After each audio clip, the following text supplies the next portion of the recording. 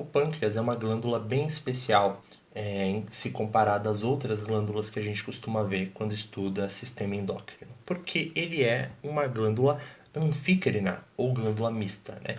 Anfi vem de duplo, é a mesma palavra que está no nome dos anfíbios, né? Que significa vida dupla. Nesse caso aqui significa que ele é uma glândula dupla ou mista, porque ela tem tanto ação endócrina quanto exócrina. Nesse vídeo aqui a gente vai focar na ação endócrina dela, só que se você quiser ver um pouco mais sobre a ação exócrina, isso tem lá nas minhas aulas sobre sistema digestório, tá? Mas sobre a ação endócrina do pâncreas, ela ocorre graças à presença das ilhotas de Langerhans, também conhecida como ilhotas pancreáticas, que são estruturas que vão ter dois tipos de célula que vão produzir hormônios diferentes. As células beta vão produzir a insulina e as células alfa vão produzir o glucagon, hormônios que vocês talvez já devam ter ouvido falar por aí, tá? Bom, as células beta que produzem a insulina vão ter uma ação muito importante porque a insulina promove a absorção do açúcar do sangue para os tecidos. Então, quando você se alimenta de carboidratos, de alimentos com açúcar, esse açúcar é digerido e é absorvido até chegar no sangue. Só que existe um certo nível de açúcar que é aceitável no sangue, não pode ser muito mais nem muito menos do que isso. Quando esse nível é muito alto, a insulina é liberada para fazer com que esse açúcar seja absorvido. Ele é absorvido do sangue para os tecidos, mais especificamente, ele é absorvido pelo fígado, tá? Então, a insulina ela vai reduzir a glicemia. O que é glicemia? É o nível de açúcar no sangue. Eu posso ter uma alta glicemia e uma baixa glicemia. Existe um nível ideal, né? Se ela está muito alta, eu vou ter liberação de insulina para reduzir essa glicemia aos níveis aceitáveis, certo? O glucagon ele é justamente o contrário. Produzido aí pelas células alfa, ele vai promover a conversão do glicogênio em glicose. Calma lá, o que é glicogênio?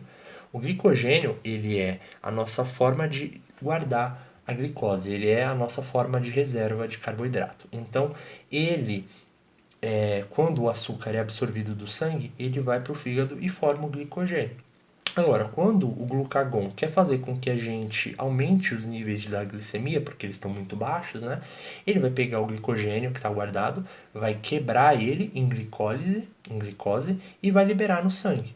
Então, ele vai aumentar a glicemia, ele tem a ação contrária. Enquanto a insulina armazena o açúcar do sangue para os tecidos, o glucagon libera o açúcar dos tecidos de volta para o sangue. E os dois aí vão tentar manter a glicemia em níveis normais, que seria aí por volta de 90 miligramas por decilitro. Isso numa situação de jejum, né?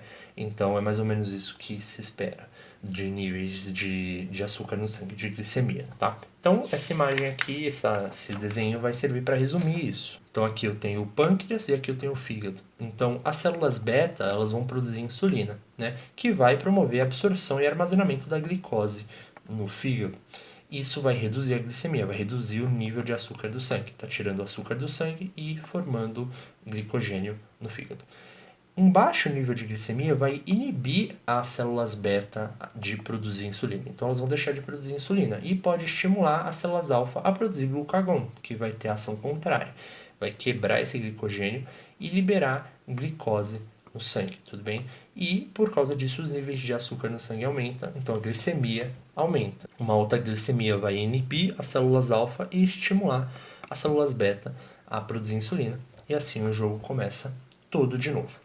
Uma vez que você compreende isso, fica muito tranquilo falar da diabetes mellitus. A diabetes mellitus tem esse nome porque mellitus vem de mel, ou seja, de doce, tudo bem? Justamente porque as pessoas vão ter muito açúcar no sangue e também na urina, porque elas vão liberar muito carboidrato na urina, tudo bem? Ou seja, a diabetes mellitus ela tem como seu sintoma principal a hiperglicemia, o alto nível de açúcar no sangue, tá? Agora, a gente tem que saber que a diabetes mellitus ela pode ocorrer no tipo 1 ou no tipo 2. A diferença básica é que no tipo 1 eu não produzo insulina direito. E no caso 2 eu produzo insulina direito, só que ela não funciona. Vamos ver isso com calma, tá? Então, diabetes mellitus tipo 1. ocorre por causa de problemas nas ilhotas de Langerhans, ou ilhotas pancreáticas, né? Então você vai ter uma deficiência na produção de insulina. Ela é uma doença autoimune que vai atacar as células beta das ilhotas e, por causa disso, elas não vão conseguir produzir insulina direito, né? Qual que é o tratamento, né? Já que a pessoa não produz insulina, ela vai ter hiperglicemia. O que eu vou fazer em relação a isso? Eu vou injetar insulina na pessoa, tá? E normalmente esse tratamento vai ocorrer e a causa é genética. A pessoa ela já tem a predisposição genética a desenvolver essa doença e por isso que quando normalmente a criança tem diabetes é tipo 1, porque ela tá tendo isso por causas genéticas, tá? Não por causa de maus hábitos. Diferentes da diabetes mellitus tipo 2. A diabetes mellitus tipo 2, nesse caso, você vai ter níveis normais de insulina, você produz insulina, só que ela não funciona, porque você vai ter um problema nos receptores hormonais de insulina, ou seja, as células que absorvem o açúcar do sangue, elas fazem isso porque elas têm receptores hormonais que percebem a presença de insulina e absorvem o açúcar do sangue. Só que se esses receptores não funcionarem direito, elas não vão fazer isso mesmo na presença de insulina. Então a insulina não faz efeito, né? Qual que é a causa desse tipo de diabetes?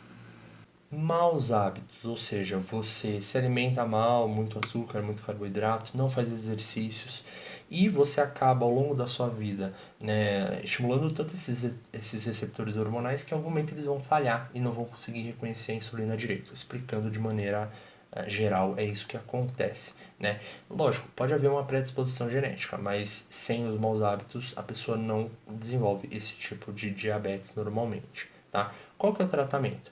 É uma dieta bem regrada, com exercícios e com a ajuda de alguns medicamentos. Mas tem que ter dieta e exercícios, não tem jeito. Então você vai ter que abrir mão das comidas com bastante carboidrato, tá? Então o ideal é que você regule um pouco isso durante a sua vida para não ter que abrir mão de tudo isso quando você estiver numa idade mais avançada. E hoje em dia as pessoas estão tendo esse tipo de diabetes cada vez mais cedo, porque a gente está muito exposto a alimentos com altos níveis de açúcar, né? Então, o segredo aí é regular um pouco isso, não exagerar, beleza?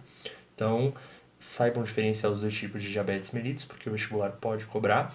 Saibam também o que é diabetes insípidos, que eu falo na aula sobre neurohipófise, tá? Então, deem uma olhada lá também. Enfim, espero que esse vídeo ajude vocês, estudem bastante e até a próxima.